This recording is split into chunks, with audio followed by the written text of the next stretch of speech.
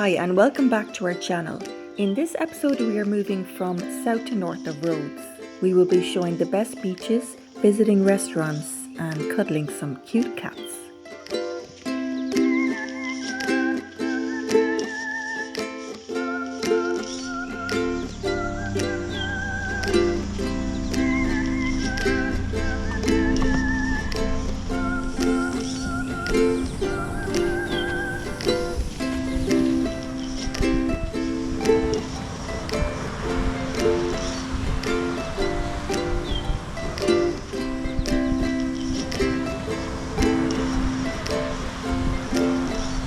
It is time to show you, in our opinion, the perfect beach. It's 7 o'clock in the morning, turquoise warm water and no one around, the whole beach for ourselves. It is worth it to mention that this beach has good parking. And the main feature, a beach bar gives you good shade from the heat of the sun. By the way, we left the beach at 3 o'clock and the only souls on the beach were us.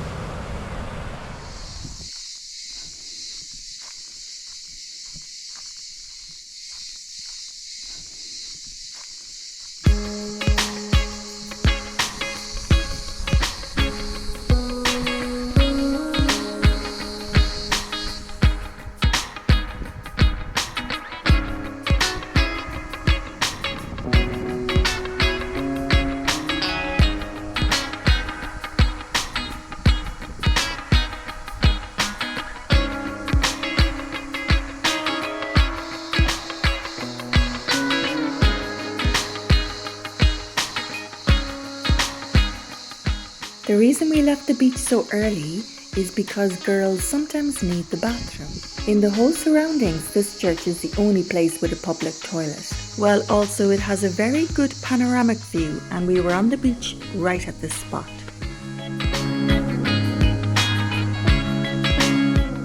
As we promised in the last episode, it's time to show the best place to stay in the south. It's Le Marie Traditional Guest House. By the way, it is the best small hotel we ever stayed in, and we travel a lot. Before you book through booking.com, it is worth it to check the price by phone. You can negotiate the price a little bit. In July 2024, the average price of a dinner meal was 12 to 13 euro. We ate in other restaurants around and Le Marie by far beat them all. I am talking about the quality, taste and overall look of the place. So this is the room. One single bed, one double bed. Small kitchenette with coffee machine. Fridge. Yeah, some extras.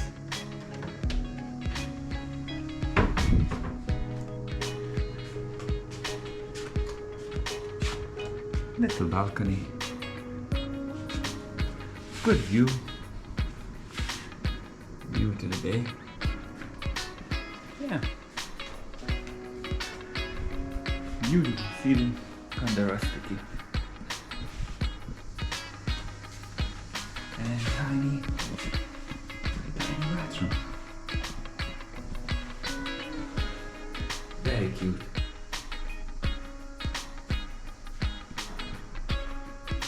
We lost one of the cameras with the video of the hotel, so we just have a few photos from our phones.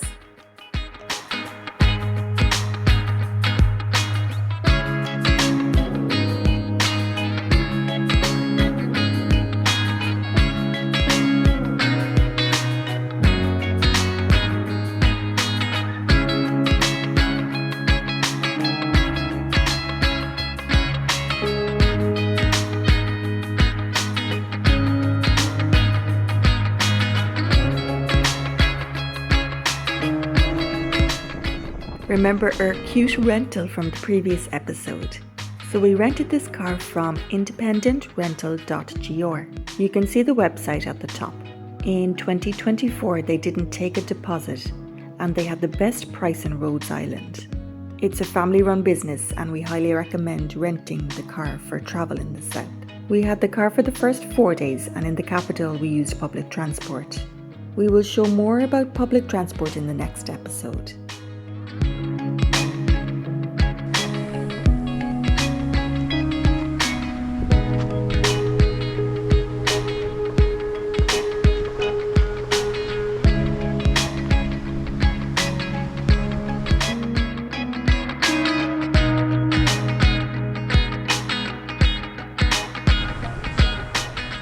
It is worth it to mention this restaurant. It has the best view and very decent food prices.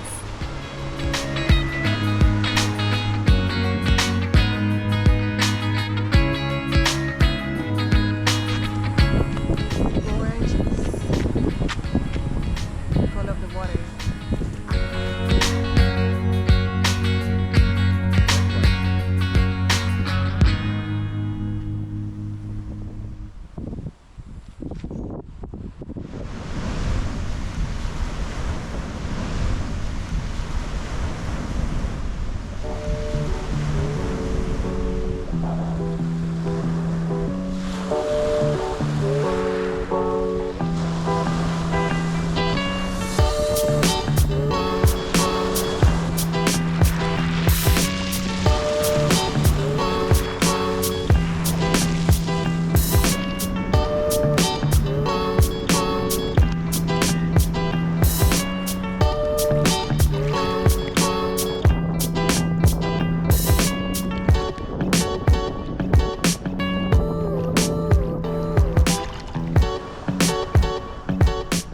The main reason for our Rhodes trip is to celebrate Arunas's mum's special birthday. She travelled from Lithuania and her journey took 12 hours.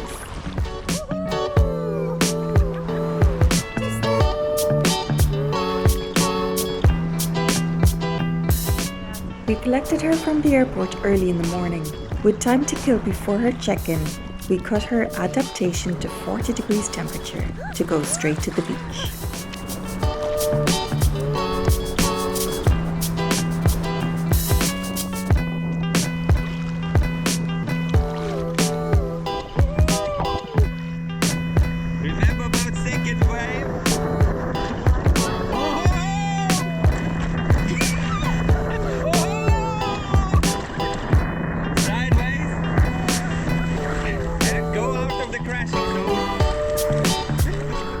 We're at the west coast of the Rhodes, just at the city basically, and we are surrounded by the hotels, small village, mountains.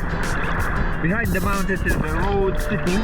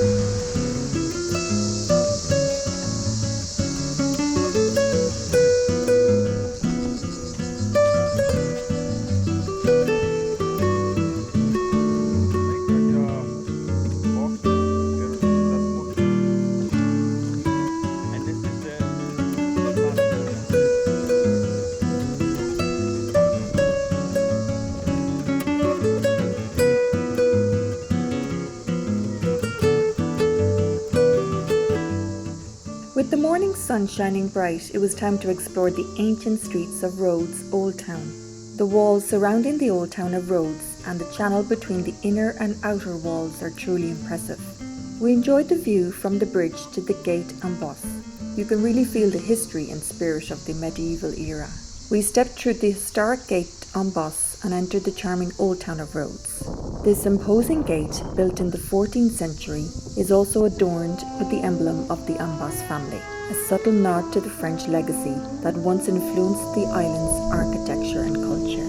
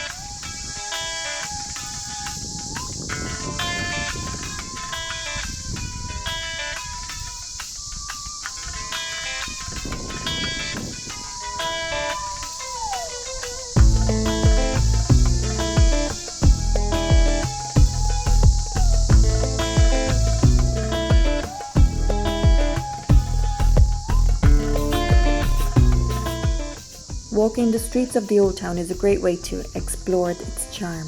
The narrow streets are lined with shops, restaurants and historic buildings. By 10 o'clock in the morning, the heat is already intense, so we take a break and rest in the shade with a cold coffee in one of the traditional cafes, a perfect way for us to escape the 37-degree heat and recharge for the rest of our day.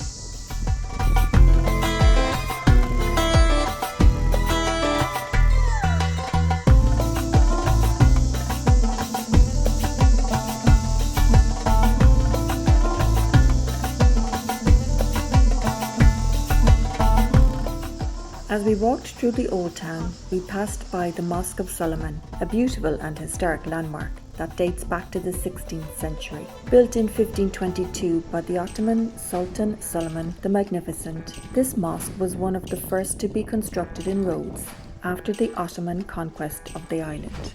What's lesser known is that the mosque was built on the site of a former Knights Hospitaller church, and some of the original church's stones and columns were incorporated into the mosque's design. The mosque's architecture is a unique blend of Ottoman and Gothic styles, reflecting the complex cultural heritage of the island.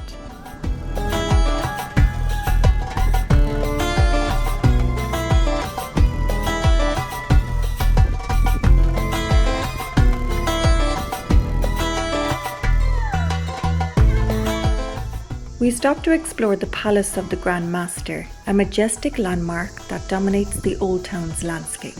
The original palace was built in 1340 to 1350 by the Knights of St. John, serving as the residence of the Grand Master and the centre of the order's administrative and military power. The palace was rebuilt between 1937 and 1940. The intention was to create a residence for the King of Italy, Victor Emmanuel III. The palace was also intended to serve as a residence for Benito Mussolini, and it's said that Winston Churchill and Princess Elizabeth of the United Kingdom were among the notable guests who visited the palace during its time as a royal residence.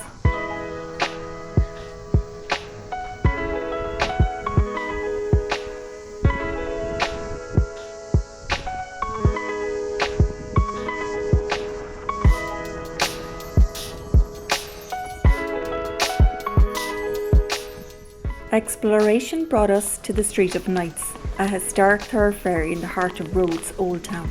The nations of the Knights, including the tongues of England, France, Germany, Italy and Spain, are still visible in the street's architecture, with each inn reflecting the unique character and heritage of its respective nation. The coats of arms and intricate stonework that adorn the buildings serve as a reminder of the rich history and cultural diversity of the Knights.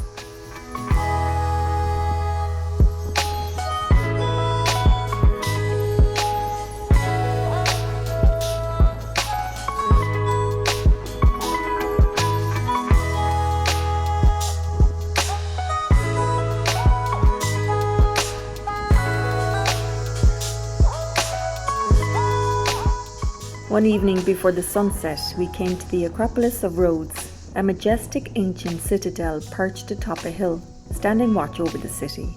The Acropolis was built in 408 BC, when the three cities of Lindos, Gemeros and Lelessos merged to form a new federal capital.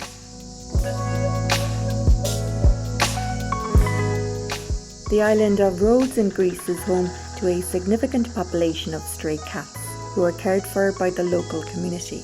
The people of Rhodes have a deep love for these animals, providing them with food, shelter and affection. In return, the cats are friendly and affectionate, making them a part of the island's charm. In fact, the cats of Rhodes have become a popular tourist attraction, with many visitors enjoying their affectionate nature and charming presence.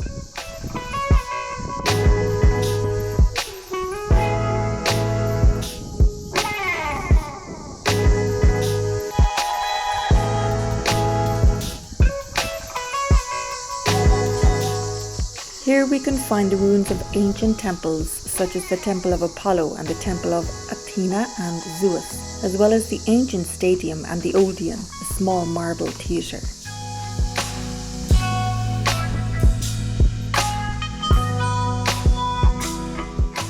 The Odeon could hold around 800 spectators, with its preserved orchestra and front row seats, and was likely used for musical and theatrical performances, as well as public gatherings and ceremonies.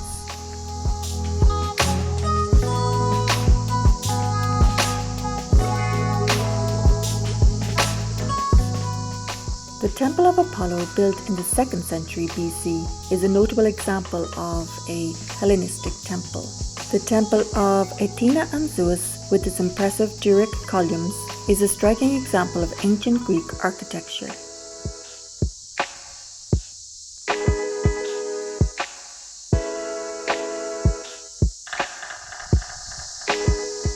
The ruins of the Acropolis are open to the public 24 hours a day, 7 days a week. Admission to the site is free, and as we wandered through the ancient streets, the experience is almost surreal, as if these magnificent buildings were still whole, still vibrant only yesterday.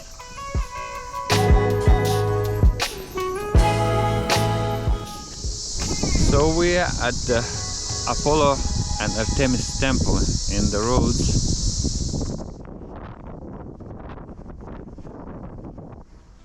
One of the most unforgettable experiences Rhodes has to offer is exploring its enchanting old town under the cover of night.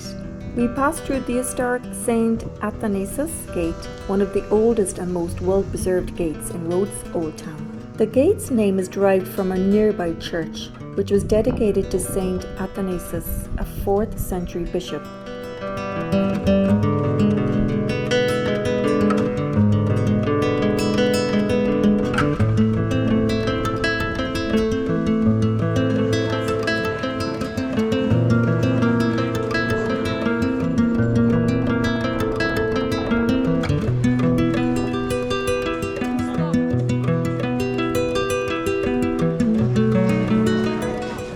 As we wander through the narrow streets, the atmosphere comes alive with twinkling lights, delicious food and joyful laughter, drawing us into the city's magic.